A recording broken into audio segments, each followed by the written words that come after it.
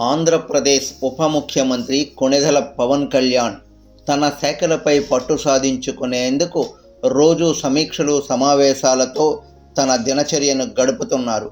అందులో భాగంగానే ఈరోజు జంతు ప్రదర్శనశాలల అభివృద్ధిపై ప్రత్యేక చర్యలకు ఎలా చేయాలి అన్న ఆలోచనతో ఈరోజు ఓ సమావేశం ఏర్పాటు చేశారు.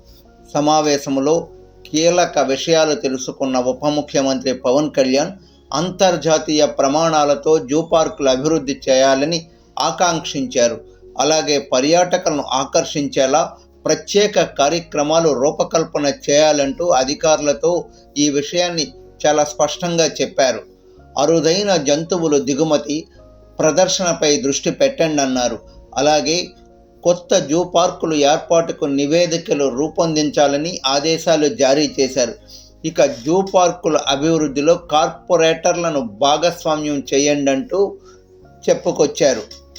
రాష్ట్రంలో జంతు ప్రదర్శనశాలల అభివృద్ధికి ప్రత్యేక చర్యలు తీసుకోవాలని ఆంధ్రప్రదేశ్ ఉప ముఖ్యమంత్రి, రాష్ట్ర అటవీ శాఖ మంత్రి కొణిదెల పవన్ కళ్యాణ్ అధికారులను ఆదేశించారు. ఇదిలా ఉంటే విశాఖపట్నం, తిరుపతిలో ఉన్న జూ పార్కులకు ఎక్కువ మంది పర్యాటకులను ఆకర్షించే విధంగా కార్యాచరణ రూపొందించాలని అన్నారు. రాష్ట్రంలో నూతన జంతు ప్రదర్శనశాల ఏర్పాటుకు ఉన్న అవకాశాలు పరిశీలించాలని అధికారులకు చెప్పారు.